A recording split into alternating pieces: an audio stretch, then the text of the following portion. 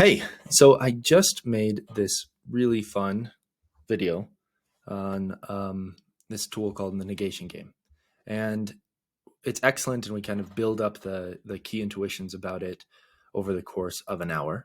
But I also wanted to give you kind of the 5-minute summary so that you could get a taste for what we're working up towards.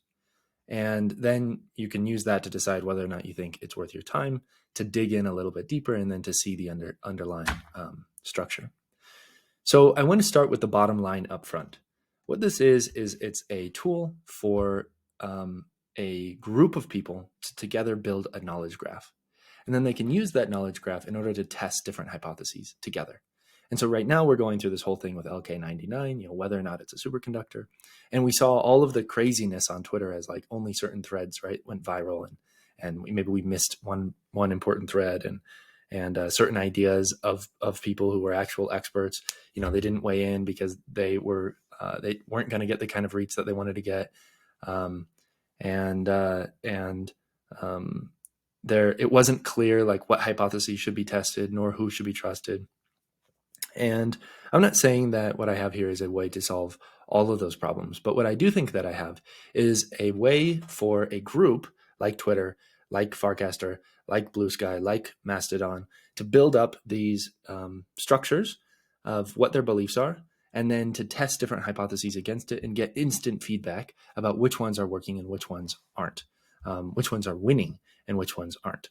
And that can be done without, betting markets, that can be done with something else that's much more powerful than a betting market, although still inspired by a betting market.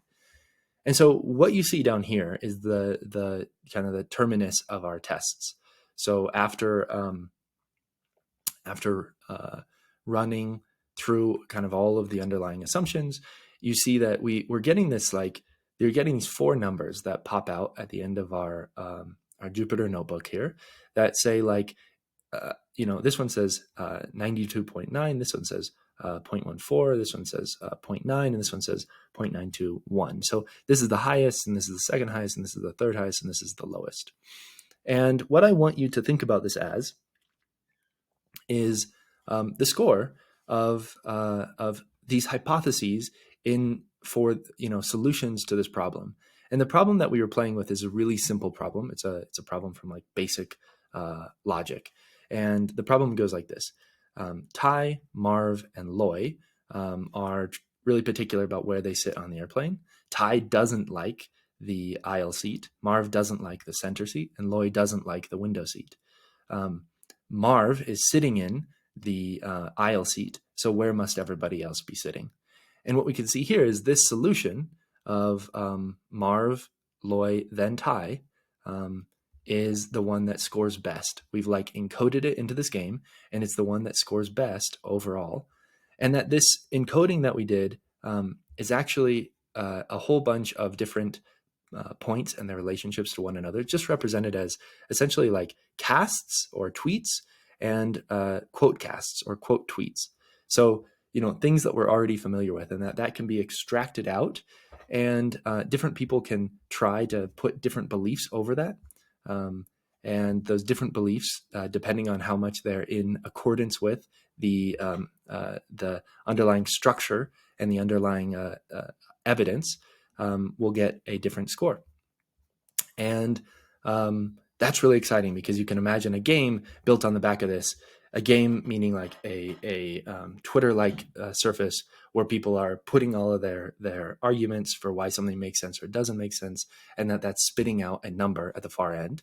And what I want to claim is that this is a algorithm that enables you to do exactly that.